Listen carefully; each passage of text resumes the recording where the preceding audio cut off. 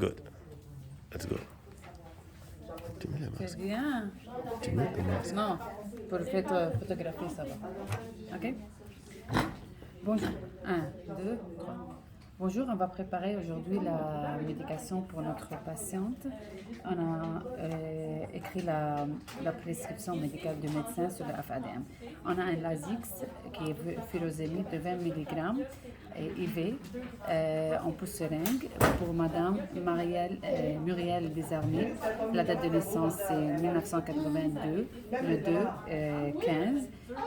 Tout d'abord, on va commencer avec la fiole. Tout d'abord, on a deux fioles. Le furosémide qui est 20 mg dans 2 ml. Il est limpide, il est fermé. La date d'expiration, elle est bonne. D'accord? On va considérer qu'elle est fermée.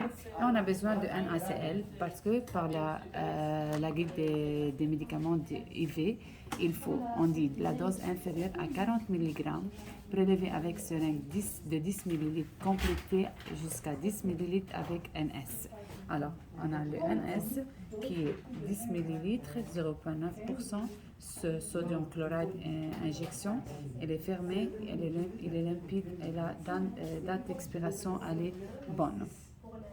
Maintenant, c'est la bonne médication pour la bonne patiente qui est Muriel Desarmées, par voie IV, la bonne dose et ses stats. Maintenant, elle est à midi, c'est à midi. Et la FADM, elle est signée par l'infirmière et vérifiée par l'infirmière. Elle est valide jusqu'à minuit le 11/7/2022. On va commencer par la préparation de la médication. Tout d'abord, on va se laver les mains, bien sûr. On va commencer par désinfecter les fioles. On va considérer c'est fermé. On va désinfecter. On va laisser sécher pour 30 secondes. Pendant ce temps, je vais écrire, préparer l'étiquette à la Muriel Desarmées, la chambre X. On a furosémide, 20 mg IV.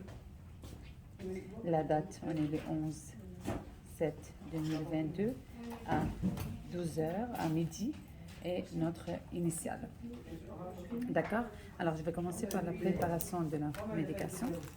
Déjà ma seringue de 10 cc. On va bien sûr voir la seringue, elle est fermée, elle est étanche. La date d'expiration 26 jusqu'à 2026, le 11/5/2026. Ok. Je vérifie toujours ma seringue. Mon aiguille c'est la même, c'est 20. La date d'expiration c'est 2026, le 13, c'est fermé. Le 31/3. C'est étanche, c'est fermé. D'accord. Tout d'abord, je vais commencer avec. Alors, c'est 20 mg par 2 ml. Alors, je vais prendre 2 ml. Je vais commencer par la furosémide. Je vais injecter de l'air. Tout doucement. On va s'assurer qu'il n'y a pas de bulles d'air. Non, mets-le dedans. Il faut juste que tu le mettes dedans. Non, non, dedans, Voilà. Il y a une bulle d'air qui est en bas. Ça y est. 2 ml. Et après, je ne vais pas injecter de l'air dans le ACL. Je vais directement prendre les 8 ml de plus. Tout doucement pour ne pas avoir de bulles d'air.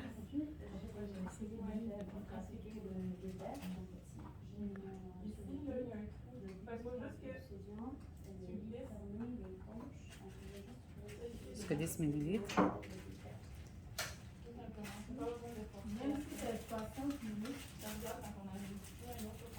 Ça y est.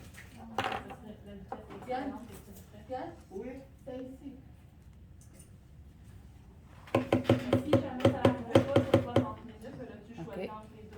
Il n'y a pas de bulles d'air dedans. On va identifier notre seringue. On va faire la purge d'air dans la tubulure. On ne voulait pas mettre là-bas. Si. On va le mettre ici parce qu'on va laisser sur la pousse-seringue et on voit la quantité qui est là. D'accord? Maintenant, on va commencer avec la tubulure. D'abord, on ouvre. Bien sûr, on va être sûr que la date d'expiration n'est pas expirée. Il est fermé, il est étanche, en clampe.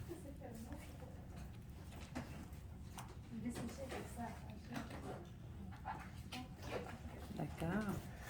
On va ouvrir. Attends que je passe. Et on profite pour nettoyer aussi.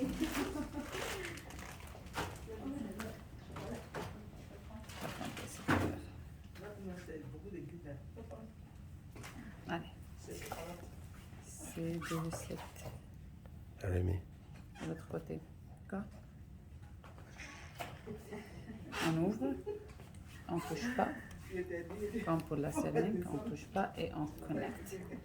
Puis, on va tout jeter à la poubelle. On va faire la purge d'air. On va ouvrir, déclamper. Tout doucement pour ne pas avoir de l'air dans la tubulure. Ça y est. Il n'y a pas de l'air dans la tubulure. On plombe de nouveau et on va chez la patiente. On se lave les mains, on y va chez la patiente. Suivez-moi chez la patiente. Okay. Tout d'abord, je me présente. Bonjour, je m'appelle Elisa, je suis votre infirmière étudiante responsable. C'est quoi votre nom et votre date de naissance? Je vérifie que c'est la bonne patiente avec le bracelet. Je vais soulever le lit, d'accord? Et je vais vous installer le Lasix, c'est la médication que vous avez prescrit le médecin, parce que vous avez pris la soluté en 2 heures pour éviter les risques de surcharge liquidienne pulmonaire. D'accord? Alors, pour cette médication, ça va donner des étourdissements qui peuvent causer des hypotensions. Alors, il faut se lever tout doucement pour éviter les hypotensions et la chute. Ok?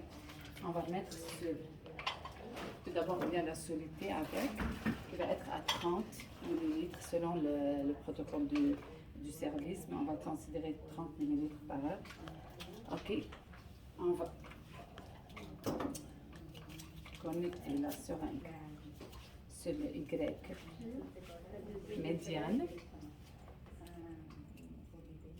On va désinfecter, on va laisser pour 30 secondes et après on va connecter sans toucher. Ok? Et puis on va déclamper parce que c'est déjà clampé. Et on va mettre, il faut l'administrer 10 ml par, si vous pouvez tourner 10 ml par